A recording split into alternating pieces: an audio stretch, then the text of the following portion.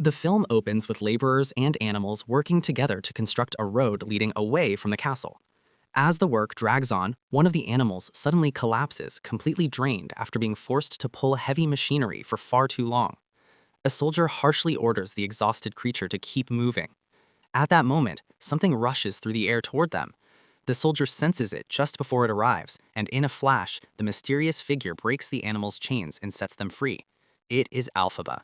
She immediately confronts the guards, overpowering them one after another and knocking them down with ease. Spotting more soldiers advancing toward her, she swiftly escapes, soaring into the sky on her enchanted broom. Word of her appearance spreads through the city like wildfire, and warnings echo everywhere as fear grips the people, who worry about where she might strike next. Alphaba lives far from society, hidden away, hoping the world will believe that she is not evil and that the stories spread by the Wizard of Oz are nothing but lies.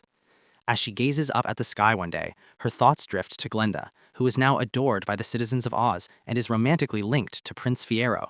Madame Morble meets with Glenda and urges her to take the growing disorder caused by Alphaba seriously. She insists that Glenda is the only one capable of calming the people, who are becoming increasingly anxious. Morble then presents Glenda with her new means of travel, a floating bubble. Delighted by it, Glenda excitedly presses the control button over and over, much to Morble's irritation. Morble scolds her for acting immature and explains that the bubble's mechanical design will compensate for Glenda's lack of flying magic.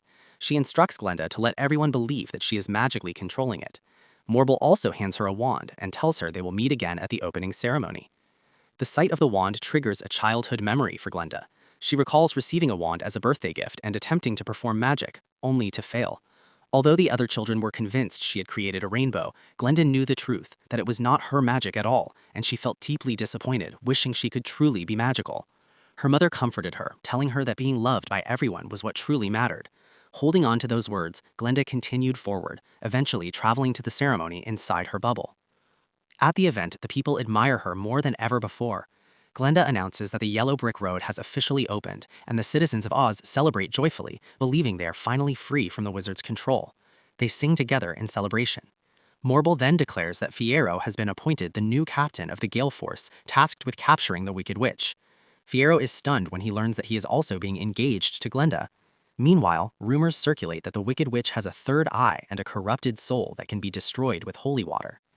Hearing these cruel stories, Fiero grows angry and tells Glenda that he hates what is being said and wants to leave.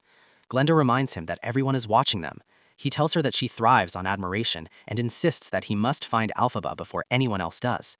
Glenda admits that she does not want him to go, stating that she has already made her decision. After hearing her words, Fiero chooses to stay. He kisses Glenda and then walks away from the ceremony.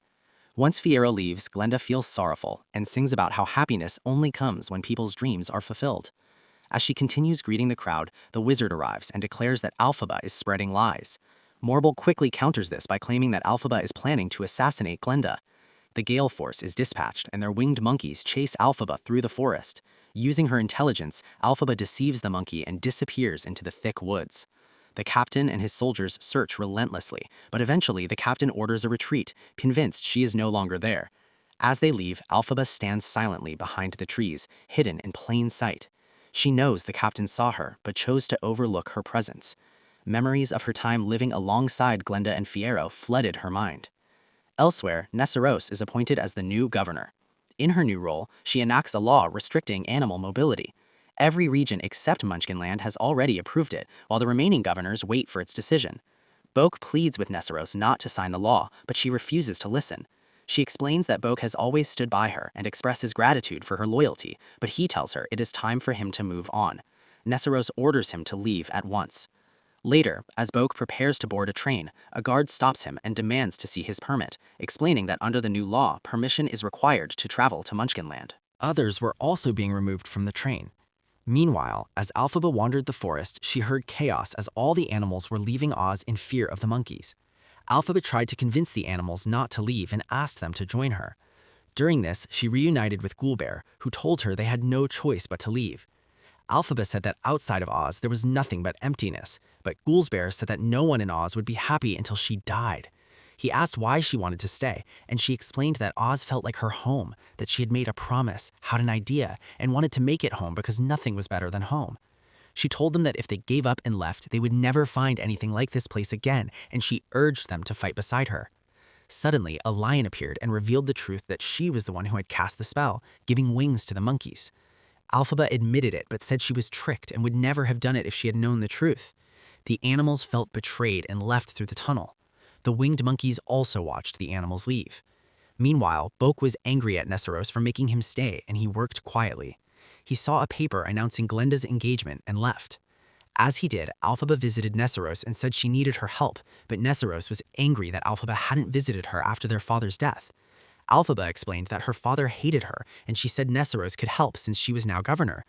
Nessarose also asked for Alphaba's help, saying she wanted to go back to the days at school when Bok told her she was beautiful and made her feel good, and she wanted to feel that again. Suddenly, the pages of a spellbook turned, and Alphaba cast a spell. Nessarose began floating into the air and was happy. Just then, Bok arrived and was shocked to see Alphaba. He said he needed to go tell Glenda his feelings before it was too late. Hearing this, Nessarose became angry. Bok told her she was wicked for keeping him there against his will. Obsessed with Bok, Nessarose searched for a spell to win his heart, but she read the spells incorrectly, causing Bok's heart to shrink and he collapsed. Alphaba told Nessarose to leave while she searched for a spell to reverse it. Nessarose waited and prayed for Bok. Later, Alphaba said he was safe but would no longer require a heart. She left to find the wizard. After she left, the doors burst open and Bok appeared in a metal body. Seeing himself in the mirror, he became furious at Nessarose for turning him into this. Nessos told him it was Elphaba who caused the situation. Meanwhile, Elphaba went to find Glenda, who was preparing for her wedding. The whole city was preparing for it. Suddenly, the glass cracked and Glenda went to see it, realizing it was Elphaba. She brought her inside and Elphaba said she needed to see the wizard. Glenda said she could make him understand, but Elphaba vanished. Elphaba confronted the wizard with Glenda following behind. Elphaba demanded he tell everyone he had no real power and couldn't read the grimoire. She said she had believed he was a wonderful Wizard of Oz, and now she couldn't go back. The wizard said people wouldn't believe her and would continue listening to him, adding that it felt wonderful to be praised and loved. He asked her to join him and said the people would come to believe in her again. Glenda said that if Elphaba joined them, there wouldn't be any fight they couldn't win, and the three of them danced joyfully. But Elphaba realized something and said she could only accept their offer if they proved themselves to her by not blaming animals, returning them to Oz, and setting the monkeys free. The wizard agreed. Glenda was happy for them. The wizard gave Elphaba the key and she opened a gate where the monkeys were trapped. When Chist flew down, Elphaba apologized for what she'd done and told them they were free and could fly wherever they wished. After the wizard left, Chist returned and showed Elphaba a hidden door with thousands of monkeys. On the other hand, Glenda walked slowly toward her wedding. Elphaba entered a chamber where hundreds of animals were caged. The wizard approached and said some animals couldn't be trusted. Fiyero sensed something wrong while taking the vows. Elphaba grew enraged and unlocked all the animals. The wizard ran for his life. As the animals stormed the wedding hall, chaos erupted and everyone ran as the animals were released. The wizard tried to escape, but Elphaba blocked him with her broom. Fiyero arrived and pointed a gun at Elphaba, but then returned her broom and pointed the gun at the wizard instead, locking him in a cage. Glenda arrived and saw Fiyero threatening the wizard. Fiyero said he was leaving with Elphaba, shocking them both. Glenda misunderstood, believing they were having an affair, and told them to go. Morble arrived after the chaos, and Glenda suggested using Nessarose and spreading a rumor she was in danger, so Alpha would come to help and they could capture her. Meanwhile, Fiyero and Elphaba went to her place where Elphaba couldn't believe she was finally with him in the moment she had dreamed of. Fiyero said she was beautiful, that he had fallen in love with her, and that he too had waited for this moment, not caring about the future. The two floated into the air, holding one another, and shared a kiss. Meanwhile, Morble cast a spell that turned the whole city into chaos, with thunder around the palace and a twister forming. Nessarose looked for Bok, but the twister headed toward her. Elphaba heard her screams and saw the twister destroying houses as it moved toward Nessarose. She told Fiyero she needed to help her. Before leaving, Fiyero said he would always be with her. She left on her broom to find Nessarose, and Fiyero encountered monkeys. The next day, Glenda visited the place where a house had fallen on Nessarose. Elphaba also arrived to grieve her sister. She accused the twister of being created intentionally and said Glenda had given Nessarose's shoes to a girl who didn't deserve them. Glenda replied that Elphaba had also taken what wasn't hers. Elphaba said Fiyero never loved Glenda and now was hers. Hearing this, Glenda slapped Elphaba and Elphaba slapped her back and a fight broke out.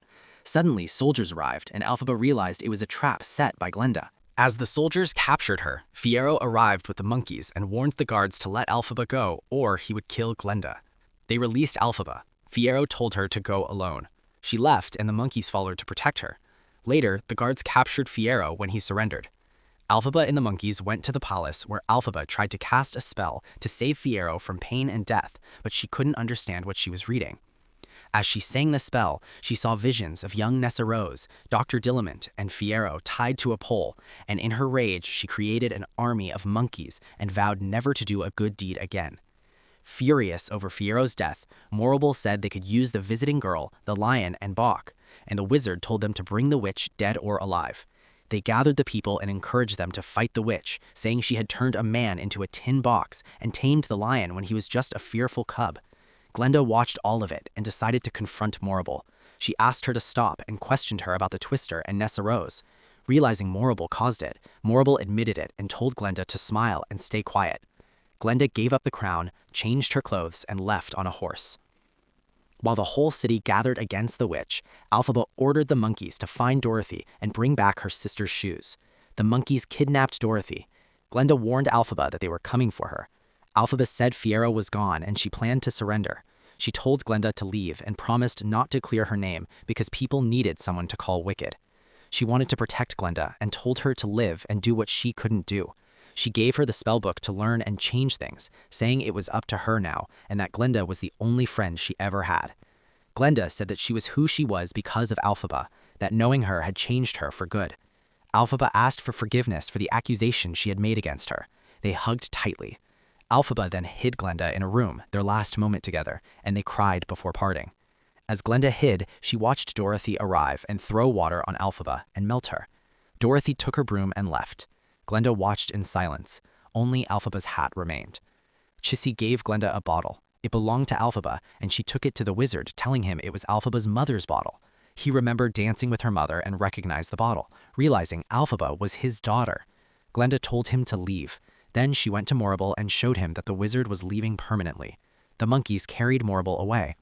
Later, Glenda burned the statue of the witch in front of the people, just as Alphaba had wanted. As she was leaving, a girl asked if she had been Alphaba's friend, and Glenda admitted it. She told the people of Oz, including the animals, that they were all friends and she wanted to help change things if they allowed it. Animals were welcomed back and the city flourished again. Fiero visited the place where Alphaba died, only to find she was alive, hiding. She saw Fiero changed but said he looked good and was happy he survived. The two of them left together, leaving her hat behind. They walked beyond Oz into the desert, while Glenda stood on the roof with the book. Both women sang that they had changed for good as the book opened magically and Alphaba and Fiero moved onward into the desert. The ending ends with a final goodbye message from Glenda to Alphaba, one that the world would never